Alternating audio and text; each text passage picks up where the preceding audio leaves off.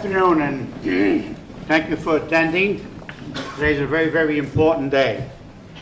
And in just a moment, you'll hear from our esteemed governor and from Frank Mozinski. How did I do on that? Frank Mozinski. Okay, very good. The governor spent so much time on Staten Island since he's been elected that I decided to bring him a change of address for and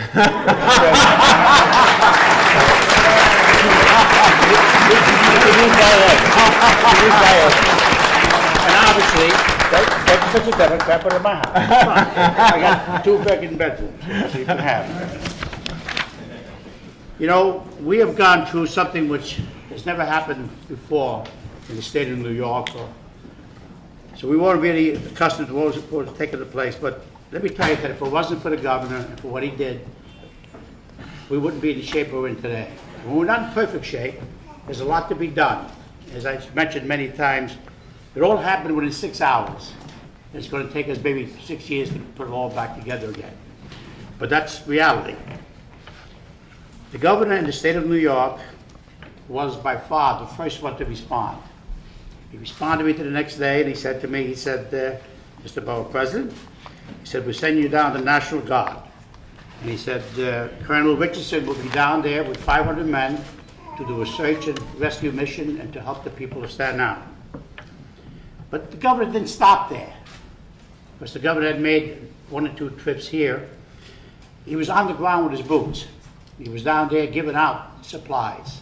And I recall very, very, very clearly, and the day he came down with his daughter, all right? Down with his daughter, he was giving out supplies. He was online taking supplies from people from Orange County, the people that built motorcycles. Orange County choppers. Yeah, the choppers. And they were bringing down power tools so people could do construction work in their home.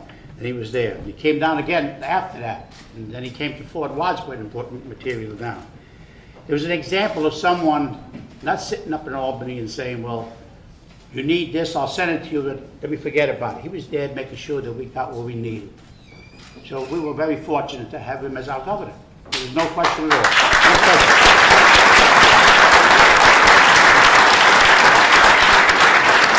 And now, once again, he has come back to give us this news today. And just last Friday, I had the opportunity to see Frank on television with Nicole was there on television with him, and they've gone over the program of Ocean Breeze and how bad the situation was there and the help that they needed that wasn't coming and so forth and so forth. So we came here to give us good news today. And before we go there, before I introduce him officially the governor, I want to introduce some of the other people here, the dignitaries. We have Councilman Jimmy Otto, Borough President-elect.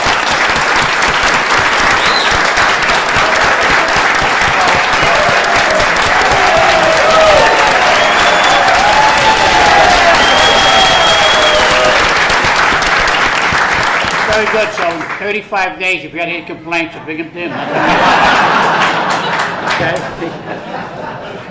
We have our senior member of the Assembly, good friend, Michael Cusick.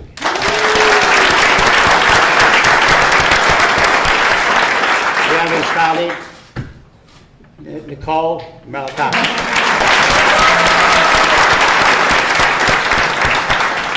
And we have our other Assembly member, Michael Tatone.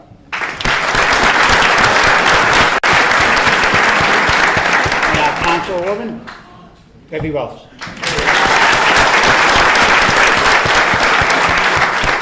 You have the hardest working elected officials of mixed parties, Democrats and Republicans, that work for the people of Staten Island.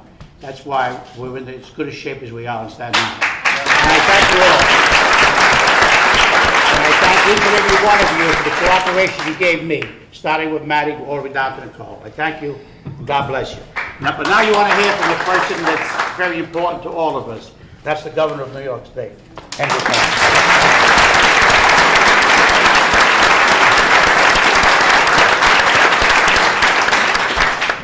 Thank you. It's truly my pleasure to be back on Staten Island again. First, to your borough president. 35 days. I can't even imagine Staten Island without Borough President Molinaro, right?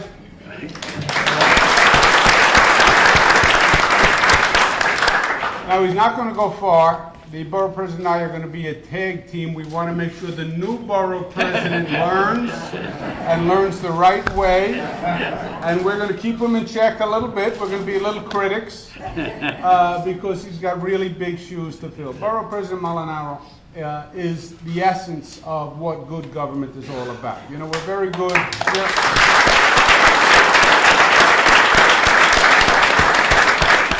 He's a man who's in it for the right reasons. He got into politics to make his community better, to make his community stronger. He's all about Staten Island. He's all about standing up for Staten Island.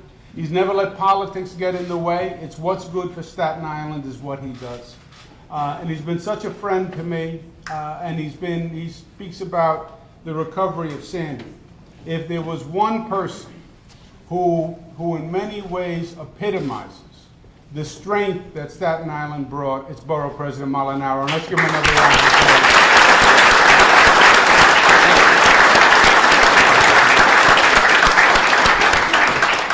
I think the new one will be okay, the new Borough President. We'll bring him along. Big round of applause to Jim Otto, the next Borough President.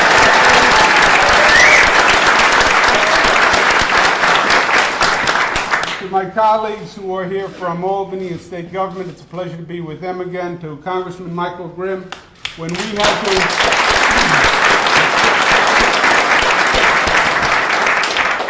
had to fight to get funding for what's called a supplemental appropriation, the funding from Washington to do the recovery work for Hurricane Sandy.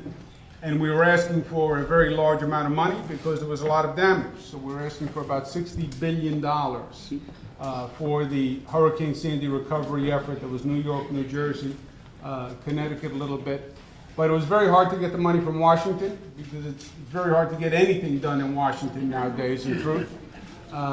So you have the normal political gridlock, and then the fact that we happen to be asking for $60 billion, which happens to be a lot of money on anyone's balance sheet, and even Washington. So it was a lot of work. It was all uphill. It was very hard. It was touch and go. I wasn't always sure that we were going to get it done. But the congressional delegation really came together and really fought with one voice. And when our congressional delegation is all together, when New Yorkers come together, we are an unstoppable force. And talk about putting politics aside. We weren't Democrats. We weren't Republicans. We were New Yorkers fighting for New York. And I was pleased and proud to fight shoulder to shoulder with your Congressman, Michael Grimm, who did a very good job.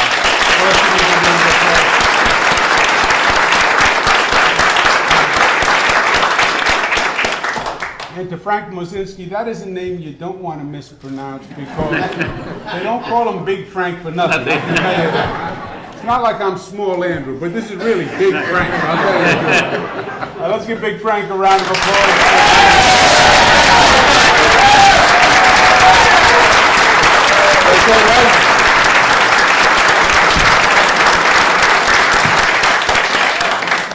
Hurricane Sandy, I was thinking on my way out here today, how much different the island looked after Hurricane Sandy. I mean, it's still breathtaking. It still sends a shiver down my spine. How everything could be so fine and then go so bad so quickly. And that's what Hurricane Sandy was about. 6 hours, the borough president talks about. You know, it was just, we had seen the forecast, we had heard about it, we had talked about it, but the reality of the devastation was unimaginable. My grandfather, God rest his soul, used to say, you know, in life, things are going to happen in life. Bad things are going to happen. It's just inevitable. And you're going to wind up getting knocked down on your rear end. And that's life. But the question is, do you get up? Do you pick yourself up? Do you dust yourself off?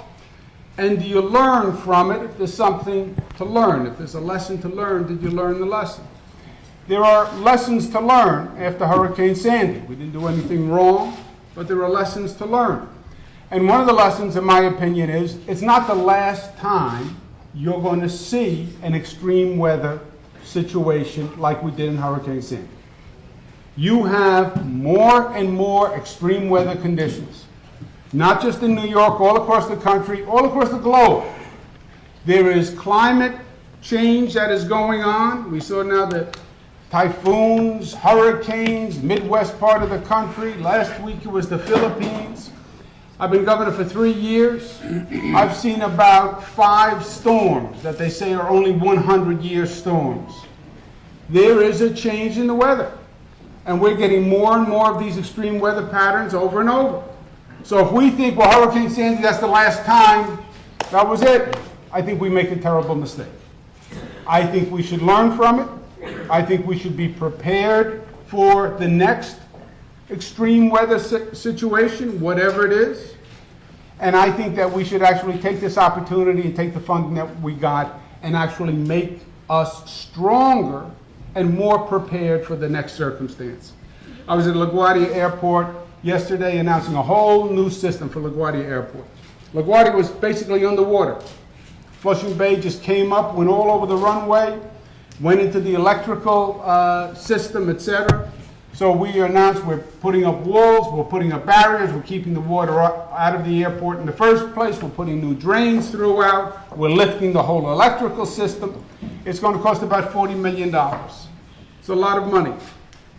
Every day that the airport is closed is $50 million. Okay? So sometimes it pays to be prepared. We're doing the same thing with the subway system. It's the lifeblood of New York City. We're working on how do you keep water from actually entering the subway system. You know, they talk about the marvel of Manhattan, how tall we build in Manhattan. The marvel of the engineering in Manhattan is not how tall we build, it's how deep we build. Manhattan goes down 10 stories, 15 stories. If you ever fill up that infrastructure underneath, which is what we started to see with the subway system. So we're sealing the subway system, Brooklyn Battery Tunnel. We're looking at big plugging devices that literally plugs the tunnel that keeps the water out of the tunnel. So let's be smarter, let's learn. One of the lessons is there are parcels of land, there are parts of this state that were flooded that Mother Nature owns.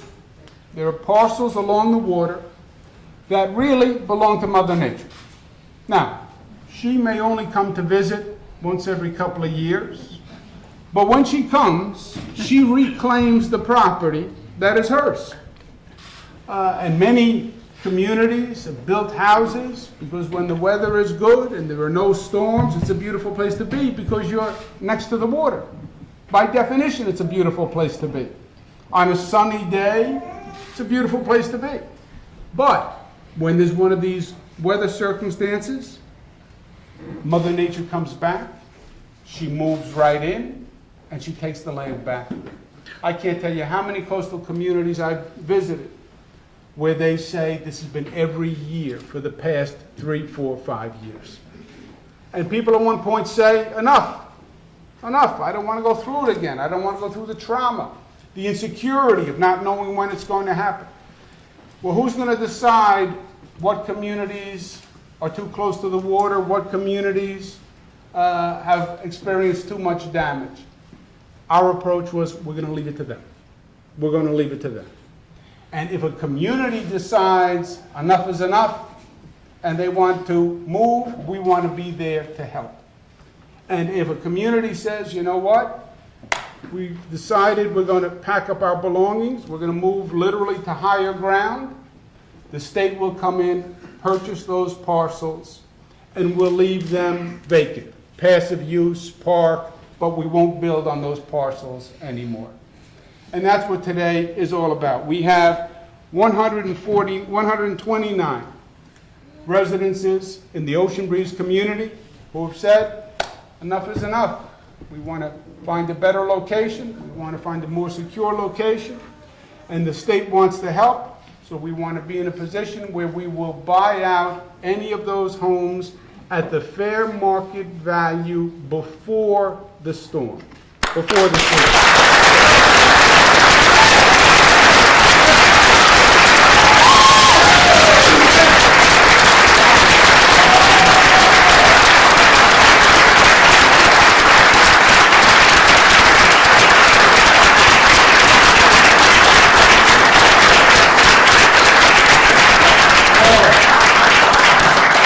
I wanted to congratulate the residents of Ocean Breeze. I want to congratulate them for coming together. I want to congratulate them for organizing. I'm sorry for what you went through, but I believe we're going to be the better for it. And that's been our theme all through this. Not to build back, but to build back better. To build back smarter, stronger, better than we were before. And that's what LaGuardia Airport is all about. And that's what the subway system is all about. And that's what we've been doing on Staten Island is all about. And that's what Ocean Breeze is going to be all about. You're going to be in a better situation in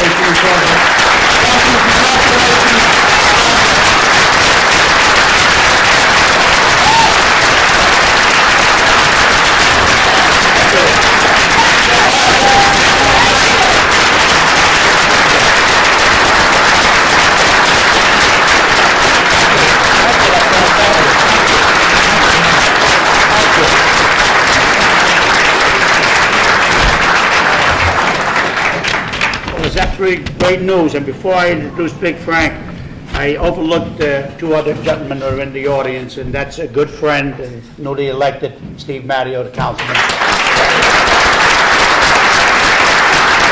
And also the governor's director of storm recovery, Seth Diamond.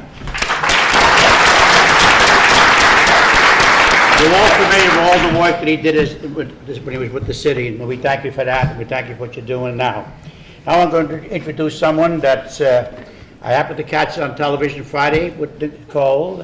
They were going back and forth on it about the people in Ocean Breeze, and he's the newly elected chairman there of the civic organization, and he was saying that we need help here and so forth and so on. It's years since we had this tragedy, and no one's paying any attention.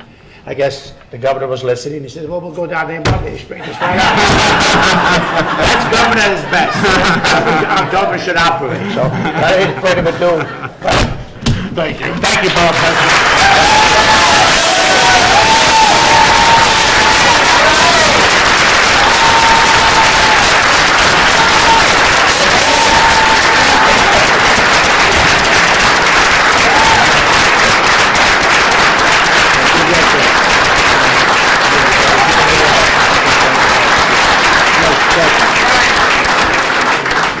Thank you, not deserved. Thank you, Governor. It's a privilege to be here with you today. I'm a lifelong Ocean Breezer with my wife, raised two daughters there, and they're still on Staten Island with us. I'm a carpenter from Staten Island. The storm affected me and my business. My home, like many others, massive damage and destroyed. Put my business on hold for the last year in order to try to fix up my house, help some neighbors, wherever we could help out. Living in Ocean Breeze, and for everybody here from Ocean Breeze, was like living in Mayberry. It really was small town, USA. We all knew each other. Somebody needed help, nobody had to ask. People just showed up at your door. If I was away, I knew my friend Champ, Marlena, would always be there, pull the cans in, watch the house, whatever it was. Unfortunately, after Sandy hit, Champ and Marlena are not living on Staten Island anymore right now. And Ocean Breeze on nights could look like a ghost town. House after house, empty. So, together, Joe Hernkine is right out here.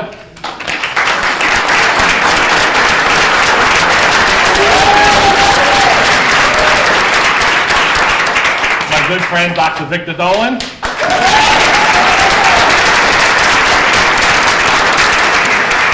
A lot of coaching from Joe Tyrone.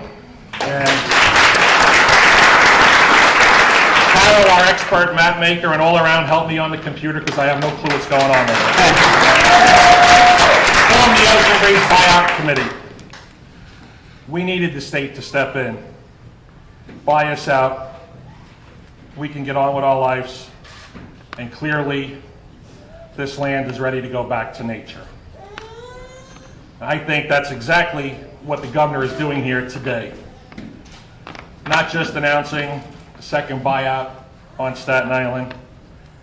Through this program, he's given us, all in Ocean Breeze, an opportunity to get our lives back on track.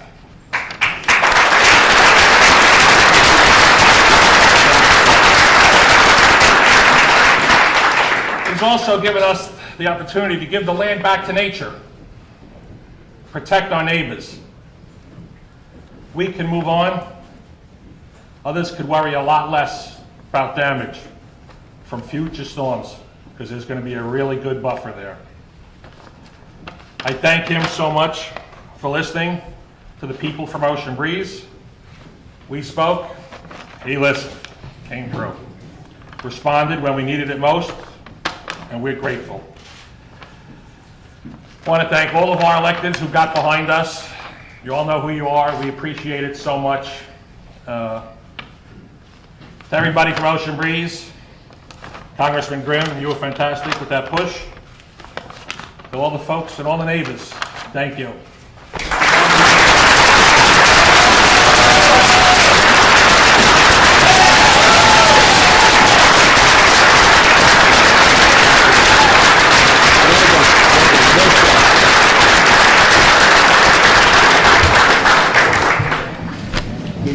And I'd like to introduce to you our congressman, who obviously works in Washington. And obviously, sometimes they don't work together. They don't have that, that continual working together with other parties like we have on Staten Island. There's always something going on. But they did come together this time. They did come together to the aid of the people of New York State and Jersey that needed the aid. They put it all together. And the governor was fortunate enough to get part of that pot, which was about $60 billion for separate, divided with the city of New York. And because of that, we thank you. We thank you that you see these people are cheering and hollering. These are people that didn't know where they were going. They remind me so much as that young man that I saw the day after the storm down in Pleasant Plains, and he was in the street with a little cot, and he had a young boy with him, 7 or 8 years old, and his wife, and this little red car he had it filled. And he said to me, he says, "This is all I got left. All I got left. Where do I go? What do I do?" That was the time I lost my temper and I scolded the Red Cross. But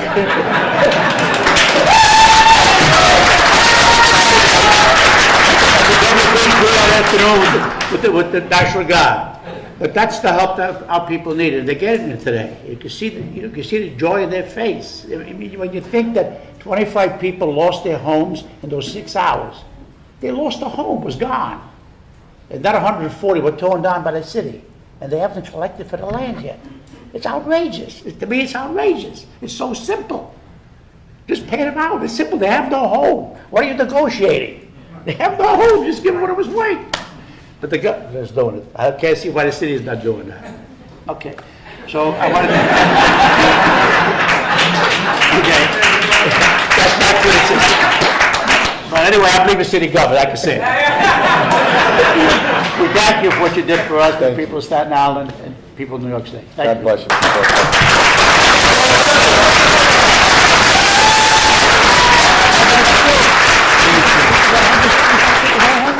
Good afternoon, everyone. It really is, it's been a tough road. It's been a tough road, and it is still a tough road for many. For many. We recognize that. But today is about progress. I wish it could be progress, as the borough president said, for many others. But for those in Ocean Breeze, this is progress. And we would not be here today without a tremendous, tremendous amount of leadership from the governor of the state of New York. Our governor's been amazing.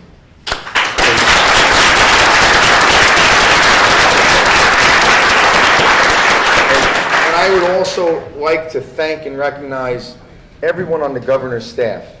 Seriously, true leadership is about putting the right people together that are willing to work on a team. His staff is a team. They have been a team with my staff. I also want to thank everyone on my staff as well, and everyone that has been involved in this, because it has been a team effort. Listen, it's been a tough road. The Congress has had its difficulties, but we did come together to get the funding for this. So I would also like to recognize and thank all of my colleagues throughout the entire country in the Congress that represents so many people throughout this great nation, because it really is, at the end of the day, tax dollars that make up that $60 billion of relief. And what is that? That is a symbol of what the United States is.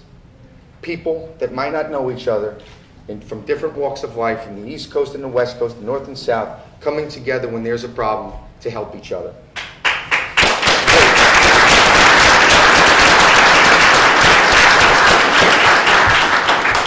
But I think that that spirit, that essence of family, was never more epitomized anywhere that I've ever seen than right here on Staten Island.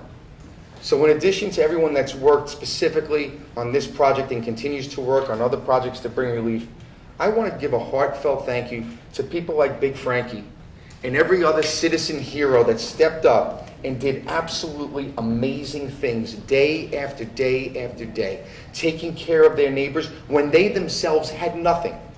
People like Big Frankie, that their own home was destroyed, and before they worried about putting up new sheetrock in their house, they were carrying supplies to their neighbor. That to me is nothing less than amazing. So to all of you here today and to all of your friends and neighbors that really are the unsung heroes, the citizen heroes in all of this, on behalf of all of my colleagues in government and all the other electeds, we say to you, thank you, because it is our privilege and honor to serve such an amazing group of good-hearted people. So today is progress. We have much more to go, but with a governor like Governor Cuomo, I know that we're going to get it done. So God bless you, and I hope to see you soon.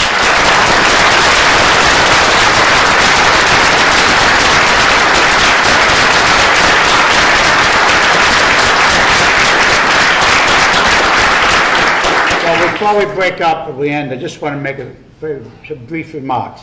It's amazing when I look out and see for the afternoon, 1 o'clock in the afternoon, on a working day, so many people that came out to listen to the governor. It's a testimonial to the job that he's done for New York State and for New York City. And we're proud to have you as a governor. Thank you. And this is the testimonial to it. Thank you.